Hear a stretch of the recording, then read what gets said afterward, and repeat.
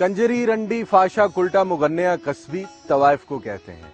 और तवाइफ वो हस्ती है कि जिसका नाम भी जुबान पर लाना बुरा समझा जाता है।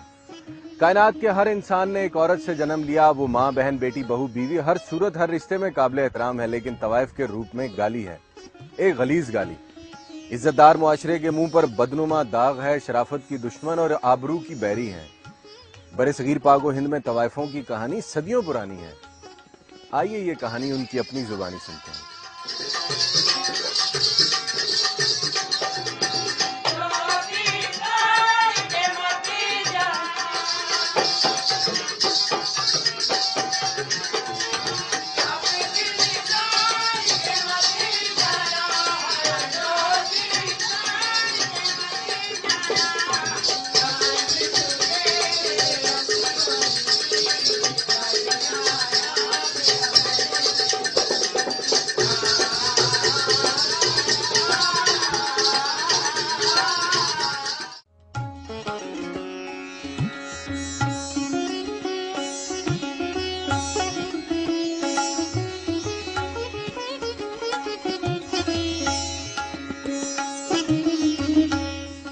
सन 1763 ईस्वी शहनशाह हिंद औरंगजेब आलमगीर का दौरे हुकूमत।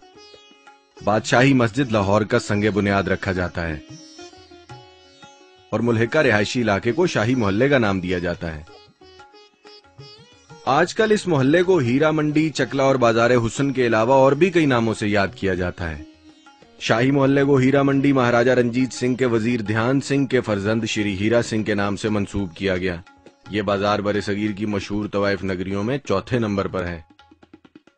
पहला कलकत्ता, दूसरा बंबई, तीसरा बेंगलोर और चौथा बड़ा चकला बाजारे हुस्न लाहौर है। जद्दी पुश्ती खानदानी तवाइफें इन ऊंचे मकानों में बमा अहलो अयाल बरसों से आबाद हैं। इन्हीं में से एक साइमा भी है। ये कहना मुझे बहुत फख्र महसूस होता है कि हम कंजर हैं। मेरी जिंदगी की खास बात है अम्मी, जिनको देख के मुझे इस चीज का शौक हुआ कि मैं ये काम करूं।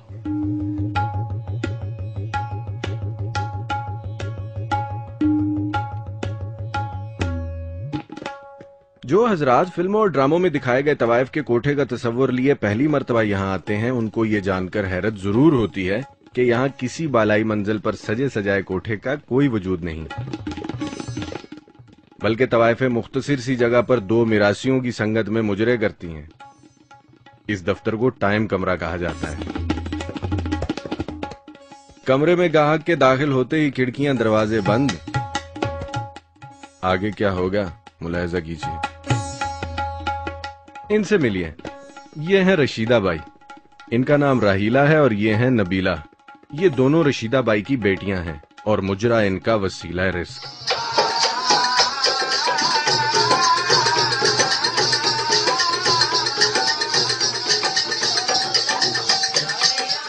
खानदानी हमारा यही काम है। हम ज्यादा भीड़ों के साथ करते हैं, लेकिन ये काम अभी नहीं है। वतन अजीज में औरत का सरेआम नाचना कानूनन जुर्म है, लिहाजा तवाइफ का कारोबार चलाने के लिए कुछ कानूनी ज़ाब्तों की भी जरूरत होती होगी। ये बकायदा ये हाई कोर्ट से हमने ये इजाजत ली थी और काम तो हमारा इधर इतना नहीं चलता। जो लोग शरीफ औरतें हैं वो बाहर से ही आती हैं और बाहर से ही अपने काम निकाल कर चली जाती हैं। हम तो ऐसे बैठे रहते हैं। वो रिपोर्ट करवानी पड़ती है ना, पुलिस वाले को बताकर हम जाते हैं। किसी भी काम का आगाज करने के कुछ आदाब हुआ करते हैं। मुजरा करने से पहले खानदानी तवाइफ अपने बुजुर्गों की रीत निभाना हरगिज नहीं भूलती। इस फील्ड से आने से पहले हम दुआ करते हैं और बोलते हैं ये कलंदर पाक हमारी रोजी में बरकत डालना, ये हमारी लड़कियां हैं इनको ज्यादा आगे करना, इनकी इज्जत में बरकत डालना।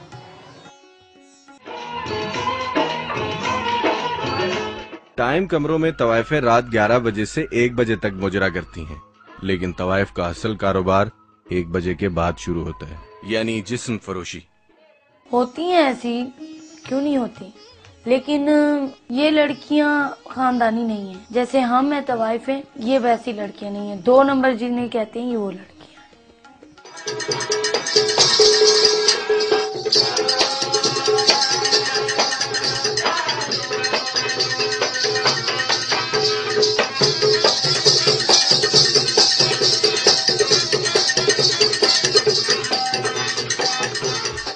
किसी गैर मर्द को अदाएं और अपना नाच दिखाकर रोजी कमाना मुहज्जब मुआशरों में बुरा तस्वुर किया जाता है। इस बात का एहसास इस सीनियर तवाइफ को भी है कि हम तो बोलते हैं कोई हम ये अच्छे लोग आए और ये शादियां करके बैठाएं, हम इज्जत की रोटी खाएं, रिज़्क हमको मिले, वो नहीं मिलता। हम इसे अपनी मजबूरी के लिए अभी तो बैठे हैं बस।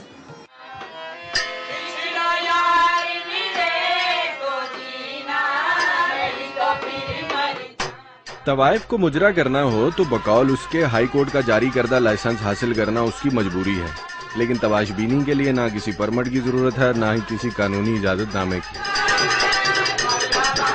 बस नोटों की एक तगड़ी गड्डी ना सिर्फ हसीनो जमील तवाइफ को राम कर लेती है, बल्कि पेचीदा कानूनी मसाइल को भी मिनटों में हल कर देती है।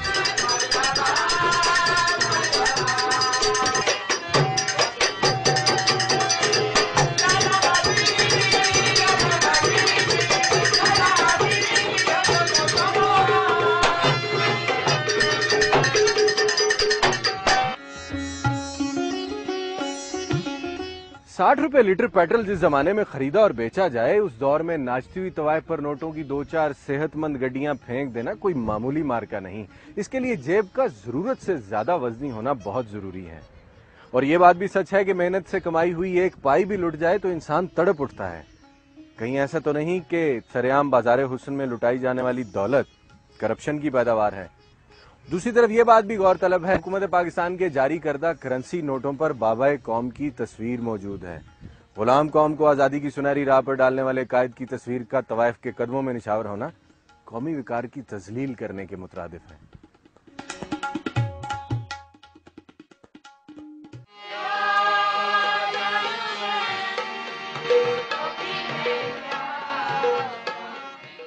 तवाइफ ज़ादियों की तालीम और तरबियत का खास ख्याल रखा जाता है।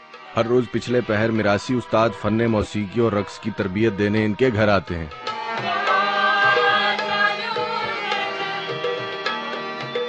इस घराने में पैदा होने वाला हर बच्चा पैदाइश के वक्त कान में दी जाने वाली अजान के पस मंजर में घुंघरुओं की झनकार भी सुनता है।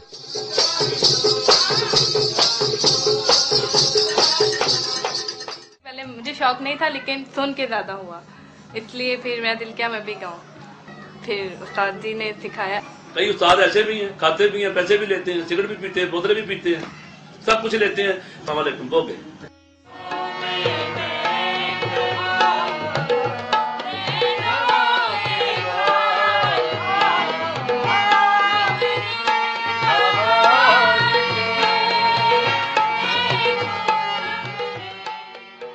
दौरे हाजिर में औरत का आला तालीम याफ्ता होना एक कौमी जरूरत है, लेकिन इस हकीकत से बेनियाज ये नौउम्र तवाइफें अपना सुनहरी मुस्तकबिल इन तबले सरंगियों और मिरासियों में ढूंढ रही हैं। कि हम आगे क्या करेंगे, वो तो उन्हीं के हाथ है, वो जो कहेंगे हम वही करेंगे।